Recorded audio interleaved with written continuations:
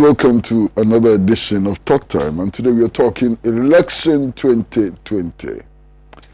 We'll be looking at all the complaints, we'll be looking at all the things that are being said by different organizations and different people. And then we shall be looking at some of the legal implications of what has been proposed and what has been done and so on. Welcome to Talk Time. Hello and welcome to Talk Time, and today, as I indicated from the beginning, we shall be looking at election 2020. What has happened? How far have we to go? And what are all the things that are being contested and not contested? What is being said and what is not being said? What are the legal implications of all of that? How do we arrive at a situation where we can say with confidence that the will of the people has been expressed and has been accepted by all the parties involved? And today, we are especially privileged to have with us in the studio a member of parliament for Bolga East, who is also a lawyer and has considerable experience in these matters. We'd like to welcome to the studio Honorable Dominic Ayine. So you're welcome to the studio. Thank you very much. And thank you for having me. Oh, we are glad to have you. Thank you. Now, what is your general overview? General overview, not restricted in any way, of the elections that we had on December 7, 2020. What are your comments, general comments on that election? Thank you very much. I remember distinctly that in 1992, I was then a law student when we conducted the 92 elections. And they were the first elections to usher in the Fourth Republic under the current constitution. And I remember distinctly the then new Patriotic Party candidate, Professor Edubohin,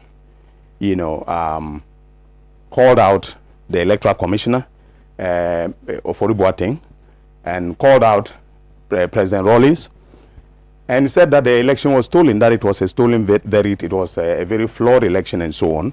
And in fact, his party ended up boycotting the parliamentary elections because the parliamentary elections were supposed to be held after the presidential elections were declared. For a lot of us then, young as we were, very idealistic and so on, a lot of us tended, even though I was, to the left, of the political spectrum, we tended to agree that the elections were not fairly conducted. But Kwesi, I think that this particular election is probably the most flawed election that I've ever witnessed in my adult life in the Fourth Republic. And I'm saying this from the point of view of someone who was deeply involved in the process, who himself was, had a vested interest because I was a candidate in the election and so on. I've never seen an election in which incumbency has been so, abysmally abused that, you can basically say that the incumbent was on a vote buying spree. And I remember you mentioned the European observers, the report that they issued. They said vote buying was rampant. And I witnessed that, firsthand in my constituency. Motorbikes were parked under trees. Pickups were parked under trees. Voters were being called from the queue and being given 50 cedis, 100 cedis to go and vote for the MPP candidate. Okay, this happened. I have witnesses. It's not that I'm just saying it for the sake of saying it. So my general observation is that this election, I think, was the most flawed election in the history of the Fourth Republic. And I think I watched you a little bit on your program this morning when you pointed out quite clearly that the arithmetic errors that have been committed by the current electoral commissioner leaves much to be desired in terms of the credibility and the integrity of the figures as collated. Because you see, if you are, election results must be declared with a certain level of certitude, that makes it possible for the voters to say that, look, we accept that this is an accurate reflection of what took place on the ground. Now, if you have a situation where the electoral commissioner, the chairperson, as the national returning officer under the constitution, comes out to say that one candidate has won and gives out absolute figures, in terms of the number of valid votes cast, in terms of the percentage won, by the absolute numbers won by each of the candidates, and then the percentages, and then subsequently has to walk back her words and then revise the figures, both in absolute and percentage terms, then the credibility of the election itself is in serious doubt. And I think that for democratic institutions such as civil society bodies such as IDEC to come out and say, oh, you know what, it's unconstitutional for you to call for an audit of to do an independent audit, I think is so unfortunate, because at the end of the day, the person calling for the independent audit has a vested interest in the outcome of the result. Okay, he could have called his followers, who are over 6 million, by the way, onto the streets, at one go to say that we are not taking this sitting down. He could have called for subversive measures to overthrow the constitution or overthrow the president. He hasn't done that. All that he's saying is, let's have an audit, and the NDC and this candidate are within their right to say that we are appointing an audit firm to audit the results for us. And that's currently what we are doing. By Friday, that is tomorrow, we will have the audited results, and then we will advise ourselves whether or not the constitutionally mandated processes will be gone through in terms of, whether we want to file an election petition, or in the alternative, there are other constitutional options, open to us under the constitution. We'll explore all of those. That's my general impression. Has anything been done by the government or the Electoral Commission or the New Patriotic Party in this election which is unconstitutional? I would say that in terms of the general conduct of the elections, let me first start with the Electoral Commission itself. The Constitution says that the Electoral Commission is the body that has the institutional mandate to conduct the elections. And for me, from the beginning, when the voter registration brouhaha started, we went to court. They disagreed with us with respect to the registration of voters and so on. And then the election itself, was conducted as mandated, by the Constitution. But if I'll have to go back to the point that I made earlier, with respect to the announcement of the results. And the announcement, not only the announcement, but the collation and the announcement of the results. So let's take the issue of collation. At first, under CI 90, I think that must be 94, we did not have this, a structure called the Regional Collation, Center. And so the Electoral Commission proposed that they were going to create a structure that would allow for collation of results at the regional level. When the instrument came to Parliament, and by the way, it came to my committee, that is subsidiary legislation, we had a lot of discussion about it, and they gave us the impression that the regional collation was necessary in order to, speed up the announcement of the results, the accuracy, announcement of accurate results by the commission. And so the idea was to have all the constituency results, collated. When the constituency results are certified at the Constituency Collation Center, they are then transmitted to the Regional Collation Center, where they are also collated, and the sum total of the constituency results then, announced by the Regional Elections Officer. Now, the Electoral Commission did not stick to this structural arrangement, because individual constituency results were still being transmitted directly to the chairperson of the Electoral Commission as the National Returning Officer. Now, basically end running the arrangement for regional coalition. And I think that was done. So I think that was unlawful, and then it's unconstitutional in the sense that the constitutional instrument mandated that the results be first regionally collated and then transmitted to the national returning officer for her to then put the 16 regional results together for purposes of announcing the winner of the election.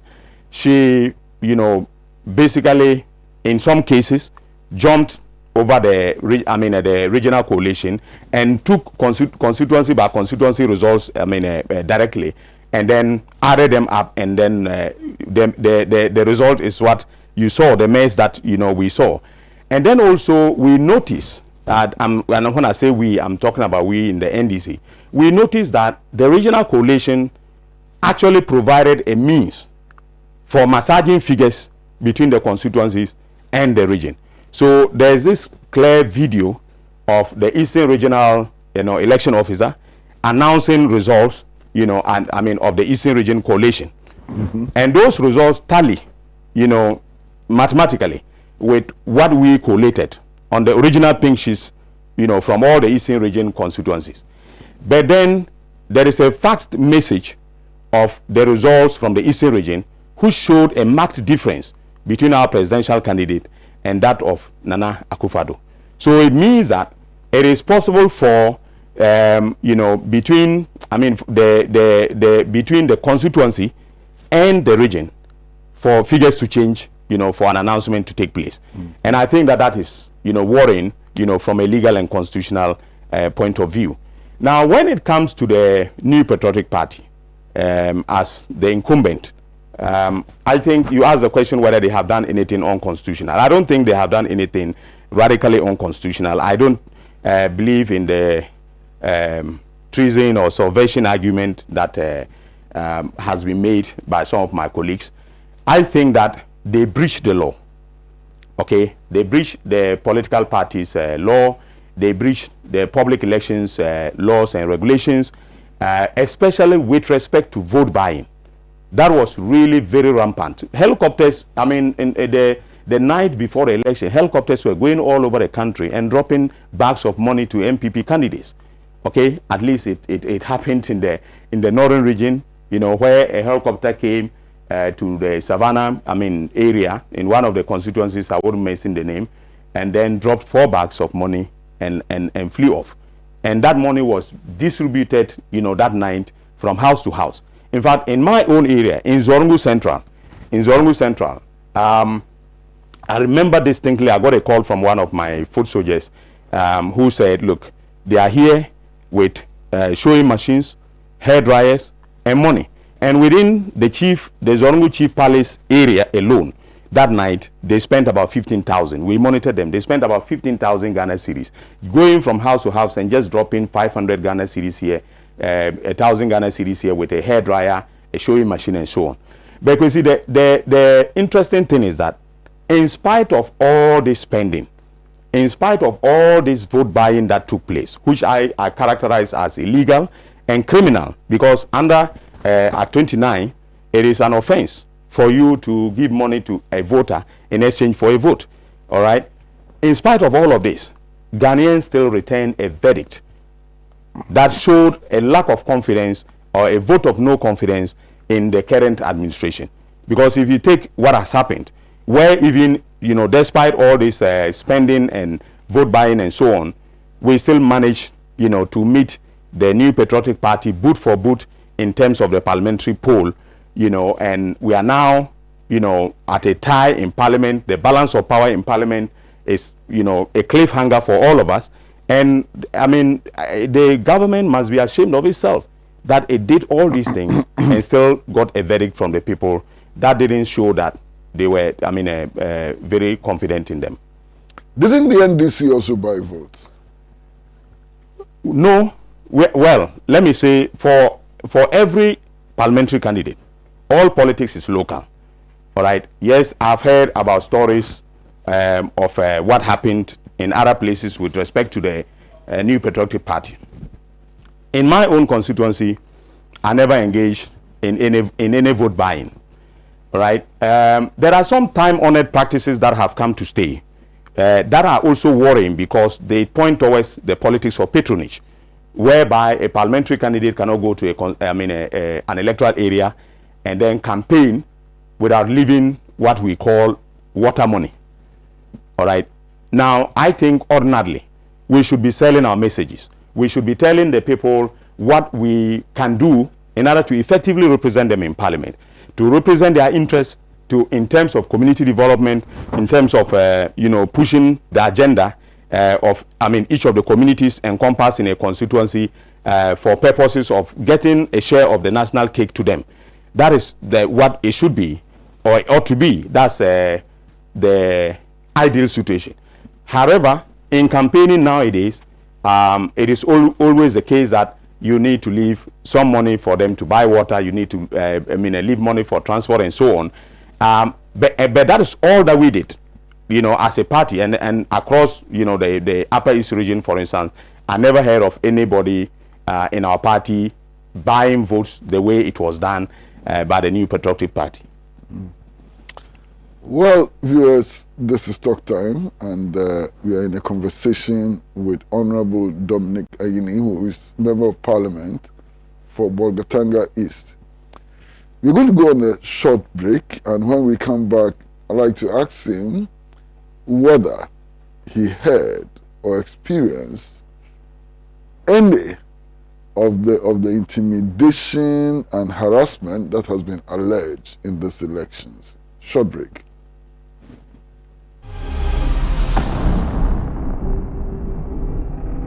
Hello and welcome back to Talk Time, and we are in conversation with Honorable Dominic Ayine, who is a Member of Parliament for Bolga East, and we are talking about election 2020. Now, Honorable, there have been a lot of allegations about intimidation, harassment, in some instances, violence. What do you know about violence in this election?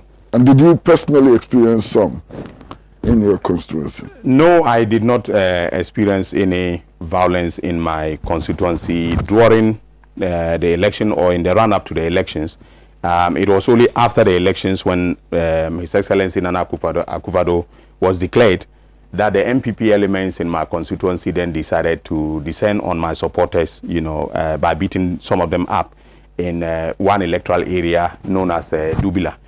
But I believe that even though the security forces labeled Bolga East, that is my constituency, as a flashpoint, with a possibility that violence was going to break out because they had picked up some intelligence to that effect, I believe that because of our dominance in the place and the way I am, or let me say, the party is extremely well organized in the place, they could not, do anything of that nature in the run-up to the elections.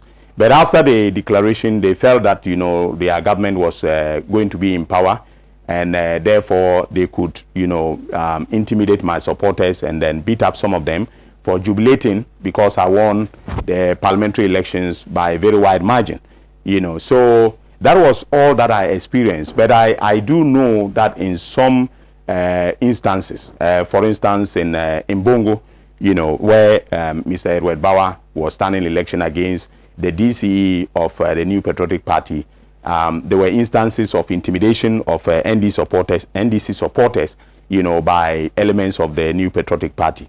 That was the only instance that I would say was close to me because Bongo is a neighboring constituency. So I wouldn't say that I have had any, credible, reports of intimidation that, I can share with you. But you're a member of the legal team of the NDC. That is so. Have any such cases been brought to your attention as a member of the legal team? No, we have not. We have not. No such case has been brought to us. As as a team, there are some, for instance, there is a Power FM gentleman who did a video, and it went viral on social media, and he's been arrested. we the legal members of the legal team represented him, and then he got bail. But we are told that there is a contempt application by the Deputy Attorney General that is supposed to, he's supposed to appear before the Supreme Court, and most likely he will be convicted of contempt because he mentioned the judges there. And Kwesi, those are some of the instances of the emergence of authoritarianism, or some tendencies of authoritarianism on the part of the Akufo-Addo regime that is very worrying. And we think that some of the institutional buffers of our democracy, such as the press, the fact that people, journalists can no longer work and talk freely without being intimidated either by the politicians or by the use of the judiciary to intimidate them and then cow them into submission. But generally, journalists have to work within the law. That is so. That is so. I wouldn't encourage any journalist, to work outside of the law. Of course, if you spread any rumor, if there's any credible evidence to support what you are saying, you are acting within the law. But if you are just simply spreading a rumor or spreading misinformation for purposes of scoring a political point as a journalist, I think that is wrong. Would you say that the Electoral Commission acted impartially in the conduct of this election? Can you say that? I cannot say that with confidence. I cannot say that with confidence. I have been working closely with the Electoral Commission because I am the member of Parliament representing the Minority Caucus on their entity tender committee. And then of course most of the constitutional instruments on our elections come before the subsidiary legislation committee, of which I am chairman. And so I work closely with the commission. However, I don't think that the commission has been very neutral in terms of its the execution of its constitutional mandate. I think that the commission has actually been very much in bed with the New Patriotic Party, because there are a series of things that have happened, that show quite clearly that they are always on the side of the New Patriotic Party. For instance, the marginalization of IPAC. And Kwesi, I'm sure you would agree with me that in the politics of the Fourth Republic, IPAC, that is the Inter-Party Advisory Committee, has served us very well as a mechanism for inter-party conflict resolution. And because the Electoral Commission and then the New Patriotic Party realized that within IPAC, the NDC had a major voice to reckon with in IPAC. They decided that they would marginalize IPAC and just basically work together. So it is not by coincidence that the views of the Electoral Commission, the current Electoral Commission, often coincided with the views of the New Patriotic Party. There's a pattern that can be demonstrated from the time of the voter registration all the way to the time of the conduct of the elections. So, for instance, I do remember distinctly when we were looking at the procurement of the current biometric voter registration, equipment. I was one of those who opposed it because I thought that it was just a waste of money. I thought that the reasons that were being given by the Electoral Commission were flimsy. They did not stand up to scrutiny. And so, but I had a mandate to represent the minority. And if they were moving ahead with any procurement, I would have to be there to put the views of the minority across. And so I remember distinctly at one of those meetings, there was this issue of whether or not we should accept the old card, as proof of this identity, or as proof of nationality. And so at one of the meetings, I told Mrs. Jane Mensah, who by the way happens to have been, she was my classmate, and we were actually in the same study group at Legon. And so I told her, I said, Jane, are you going to accept the old ID card as proof of identity? And she said, why not? We are going to do so. And I said, look, if you don't, I will sue you. And everybody around the table laughed. Okay, and this is something that happened. And then after the MPP came out and said that they were not going to agree to that proposal, she backtracked and went ahead and said the old voter ID card will not be accepted. Okay, that told me that she would always accept what the MPP is, asking for when it comes to the conduct of our elections. And remember that, the election day is not what determines the outcome. It's the preparatory process that you put in place. Okay, an election can be rigged even before the elections are conducted. And so in taking those preparatory steps, all right, the way she always insisted on doing what the MPP wants gave me the impression that, ultimately she was going to be in bed with them.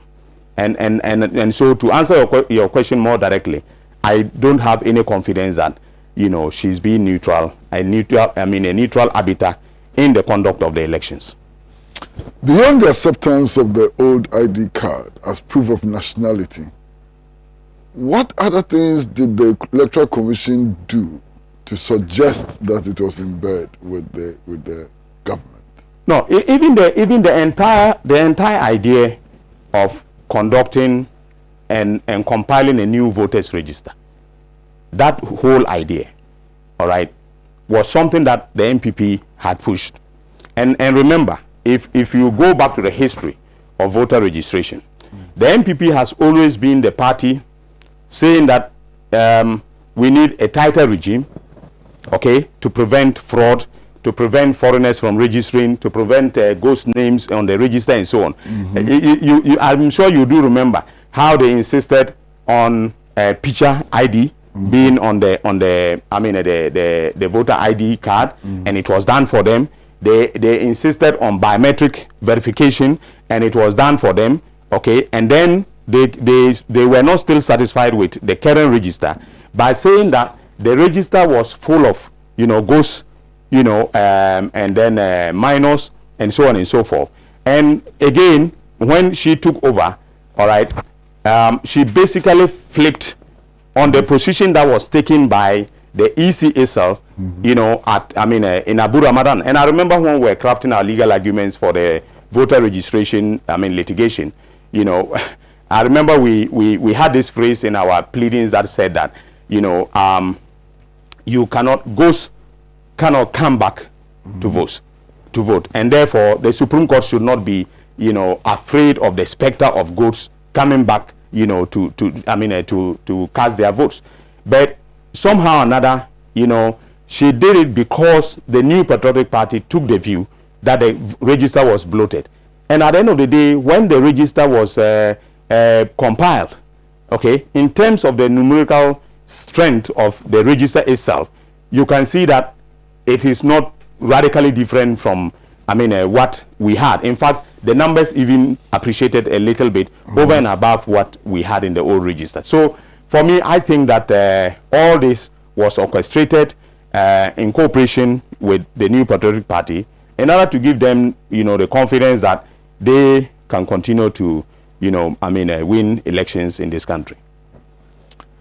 Well, viewers, now the election results have been declared, or something has been declared which is purported to be the election result.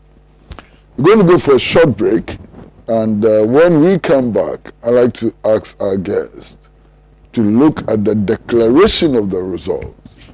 Are these the true results? Are they not the true results? And if they're not the true results, what may we do as a people to insist on our will prevailing? Short break.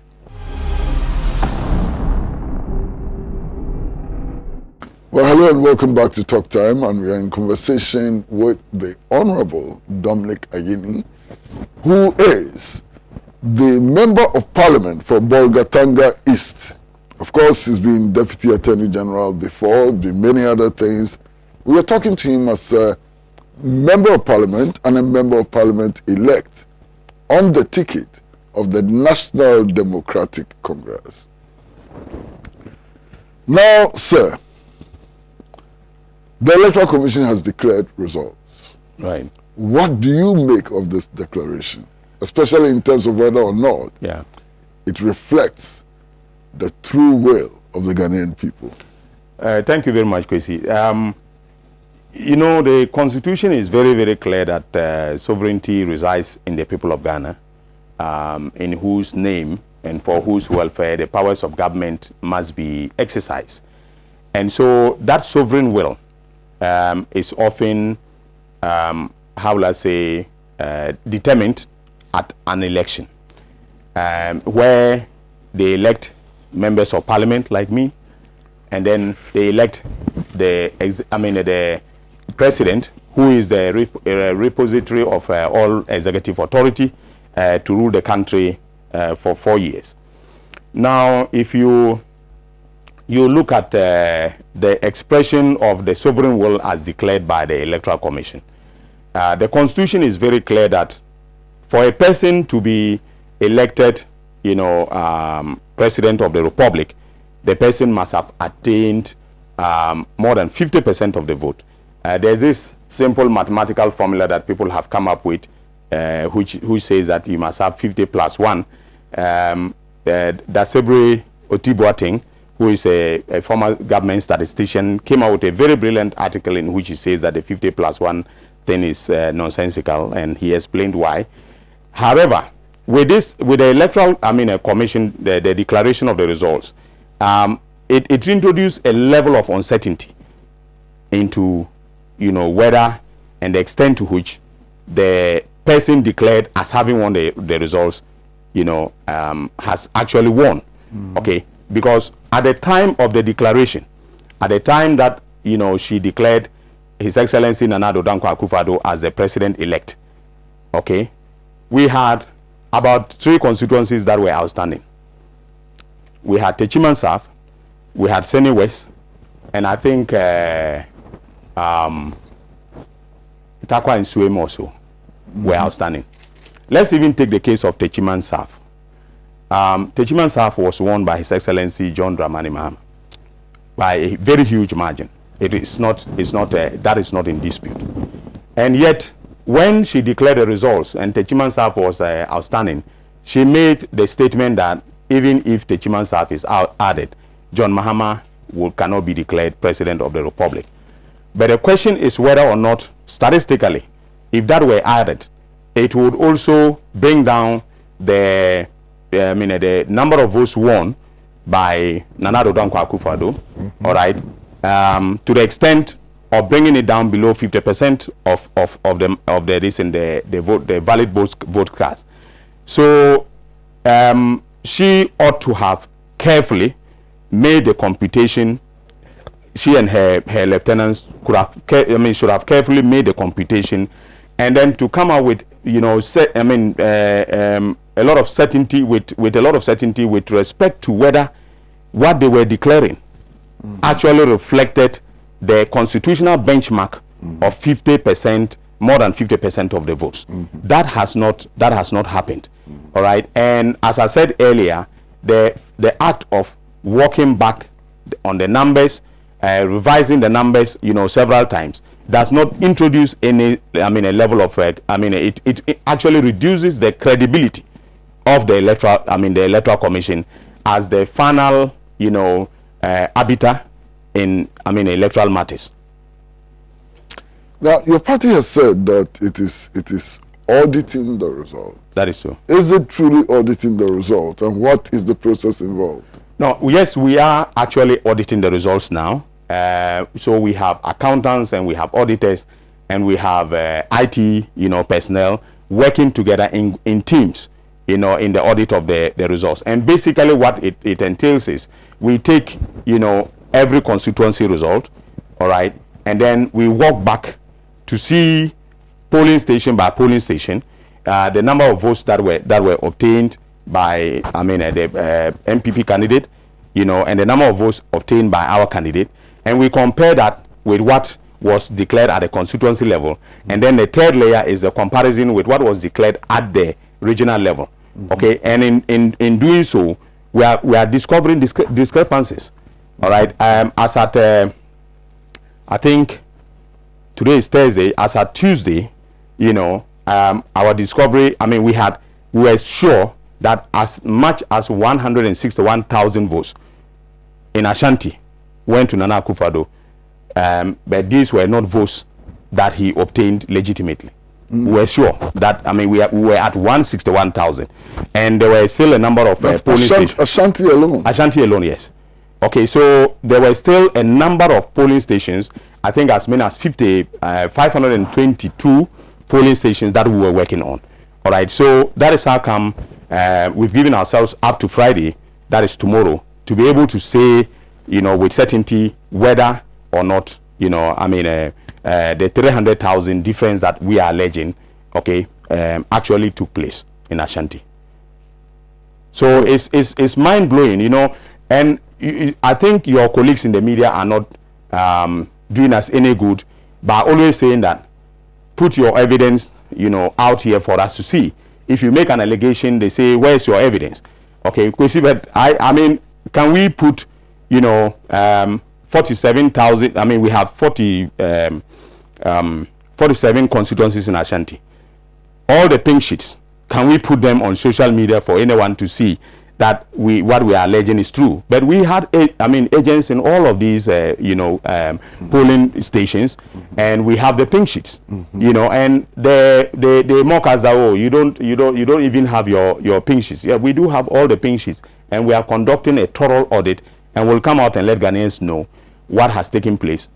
The decision whether we are going to court will be taken by both the party and our presidential candidate. And I think the presidential candidate will have the last say, because it is his election that, you know, we will be contesting.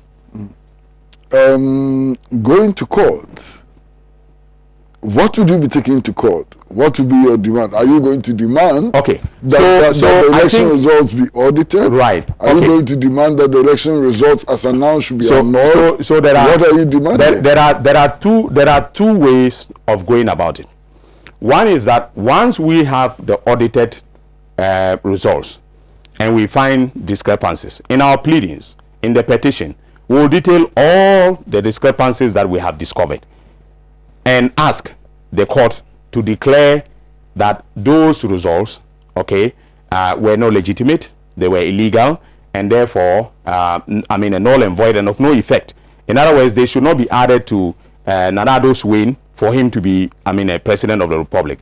But you see, when you do that, then the court will want you to proceed to prove your case, which will then mean that we are going to go through the same thing that we went through in 2013 for 8 months with Tajushi Carter spending 13 days to cross-examine Bawumia.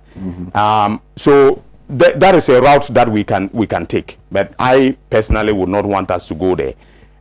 What I would want us to do is to ask the court itself, in light of what we have said, the court should then order for an independent firm to audit the results and let all the parties abide by the outcome of that audit.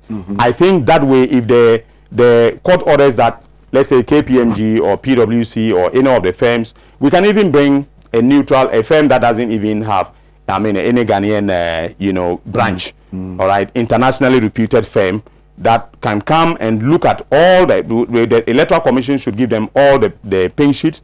We would give them all our pink sheets also, let them go through and then be able to tell us whether or not our figures have been affirmed.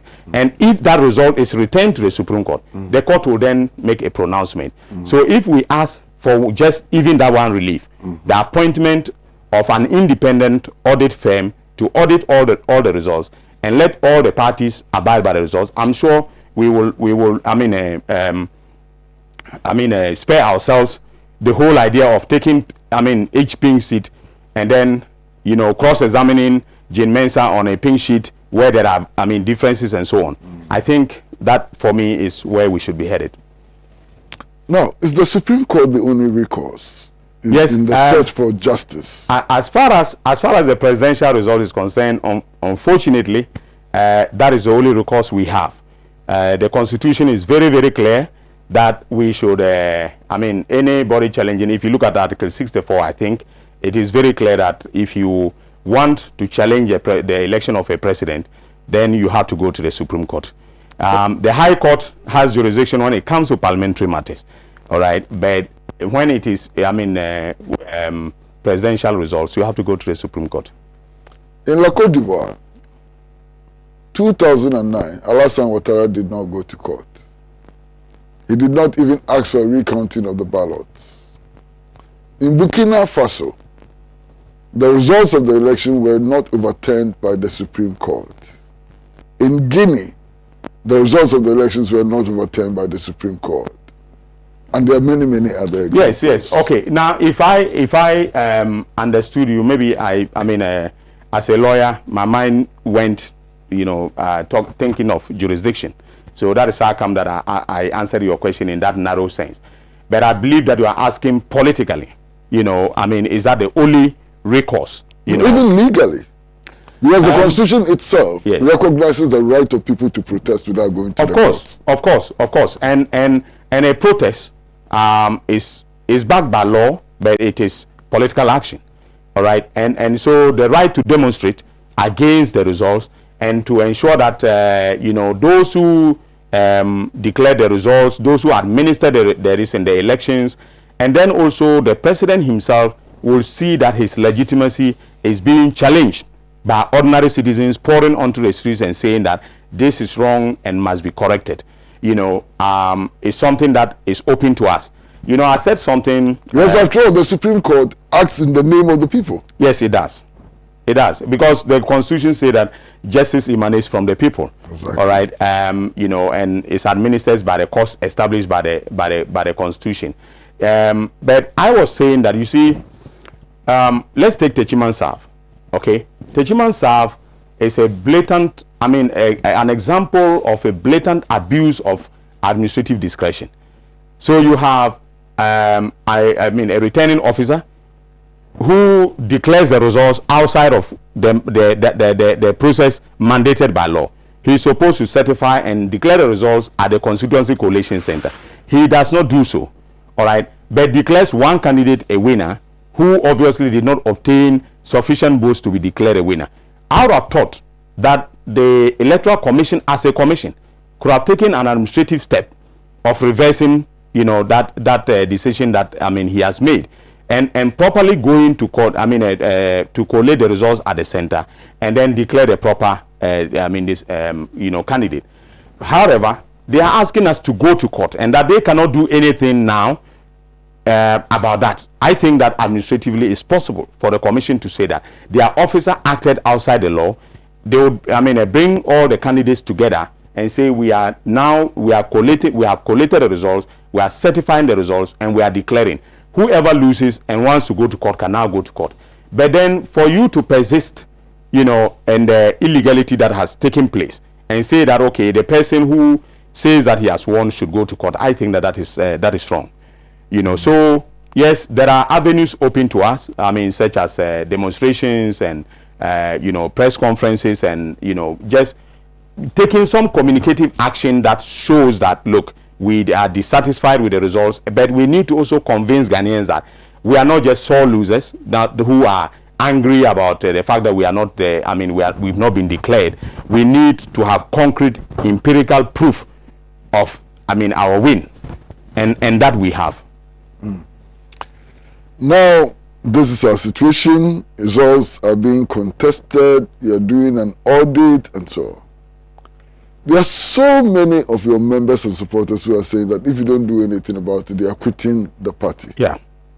And that's a credible threat, a very credible threat, for which I have sleepless nights, because I wake up, in the middle of the night to think about the fact that we could, in the event that we don't do anything about it, let down our supporters, and in the next election, whoever is our presidential candidate will suffer a rate of attrition within our own base.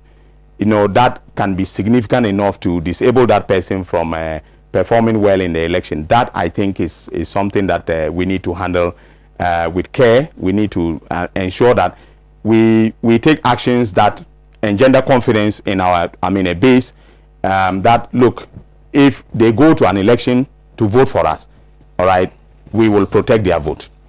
That is very important. And the party leadership, I think, is keenly aware of this, because I get those, calls all the time, not only from my constituents, but also from, well-meaning members of the NDC, and then even people who are independent, who were so much angered by what was happening in this government that they went out and voted for the NDC. They call us to say, look, if you people don't take any step to protect our vote, we know you have been robbed, but we want you to take steps to protect the vote. If you don't expect us to vote for you next time. I think it's a very credible threat that we have to take very seriously. What timelines are we looking at? Well, in terms of concrete legal action in the Supreme Court, the Constitution actually says that we have 21 days, after the declaration, not the gazettification, the declaration of the results. And so after 21 days, we lose the right to bring any court action. So if we have to bring a court action, it must be within 21 days after the declaration of the results. So that's around December 31st. Yes, around December 31st, exactly. And so by December 31st or on December 31st, we must file a petition if we want to, invoke the court process. As far as the other democratic means of delegitimizing the outcome is concerned, we have, 4 years. We can continue to demonstrate, we can continue to protest the results, until the next election. Now, how much confidence do you have in our judicial system? I would say, gauging, personally, my confidence in the judiciary has waned over time, and this is, an unfortunate thing. Having a trained lawyer myself, I taught law students for 13 years at the Faculty of Law of the University of Ghana. And then, of course, I practice before judges, even as I speak. And but I would say that my confidence in the judiciary is waning. There has been a number of developments that show quite clearly that judges are not sticking to the law as expressed by Parliament and within the Constitution. And then there is some selective, how do I call it? So, for instance, okay, you have an honorable member of Parliament like Kennedy Ajapong, all right, sitting on, public TV, and then castigating a judge, basically threatening a judge and so on. And then the judiciary finds a way of insulating him against, an action for contempt of court, okay? And yet, when other people say things that are even less injurious of the reputation of the judiciary, they are very, they are very quick, to take action against such people. I think those things do not augur well for, having confidence in the judiciary as a neutral arbiters of societal disputes. So I would say that my confidence in the judiciary is waning.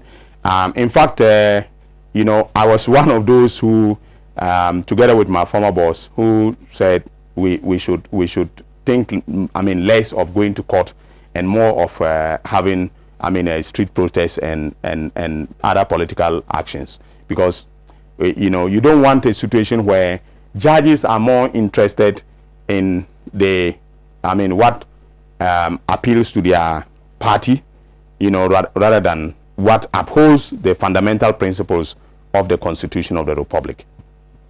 Well, viewers, we are speaking with or to Honorable Dominic Ayine, who is the Member of Parliament for Bolga East and also the Member of Parliament elect for the same constituency.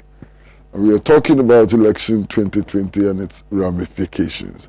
We're going to take a short break, and when we come back, I'd like to look at Parliament under the emerging dispensation. Parliament under the emerging dispensation. Short break. Hello, welcome back to Talk Time, and the conversation is getting more and more interesting. Now, Honorable, what will Parliament look like? Already 106 members of Parliament in 275-seat Parliament have gone home. That's so. Yeah. I used to dream of the day when we have a parliament that is controlled by one party, and then the executive branch of government being controlled by another party.